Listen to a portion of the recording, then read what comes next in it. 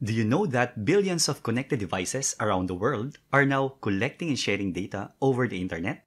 We call this the Internet of Things, or simply IoT.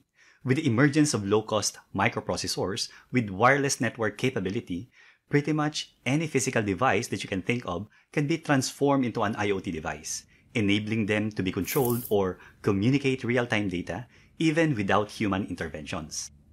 In this course, I'll teach you all the important knowledge and skills that you need to start creating your amazing IoT products and solutions from scratch, step by step. Hi, my name is Joed Go, and welcome to IoT Development Training Course. This course focuses on working with the commonly used IoT hardware, software, platforms, protocols, and basic security so you can start building your IoT products immediately. Throughout this course, we'll be using ESP32, a low-cost and low-power system-on-chip microcontroller from Espressif Systems with integrated Wi-Fi and Bluetooth.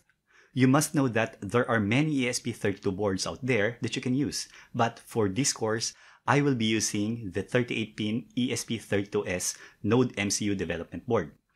So, if you want to use the exact same board that I'm using, you can check the link from the description below.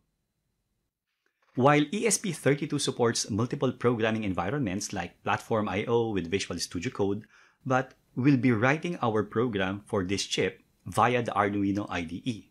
You'll learn how to work with different sensors that you can connect with your IoT thing, from simple digital inputs like tactile switches to analog input signals like photoresistors and potentiometers, temperature and humidity sensors, sound sensors, and water level sensors. You'll also learn how to work with different actuators like servo motors, stepper motors, DC motors, relays, and push-pull solenoid. Of course, you'll learn how to work with the ESP32's built-in Wi-Fi and Bluetooth. You'll be able to configure the Wi-Fi on your ESP32 as an access point mode or as a station mode. After familiarizing the ESP32 basic functionality, I'll introduce you to some of the online platforms that make it easy for you to create, deploy, and monitor your IoT projects such as Arduino Cloud IoT and Blink IoT platforms.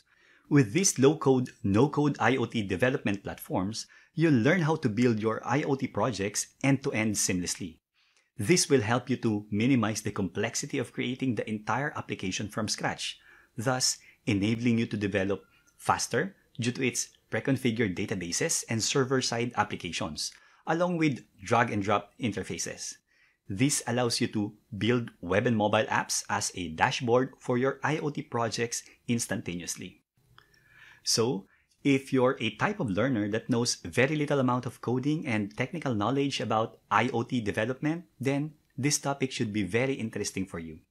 And since there are limitations on the customization, control, and functionality of the free subscription to these low-code, no-code IoT platforms, I'll teach you how to create your own real-time database via Google Firebase to work with your ESP32 board.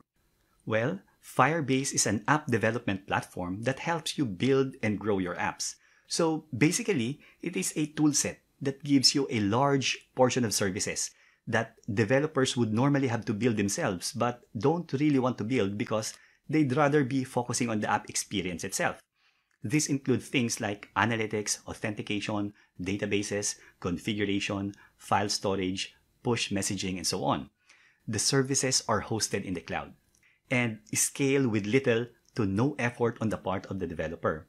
It has many services used to manage data from Android, iOS, and web applications.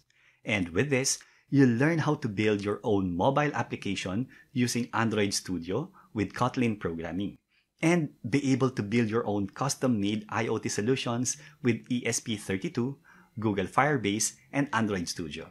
Again, thanks for watching this introduction video for our new training course, and hope to see you in the next video.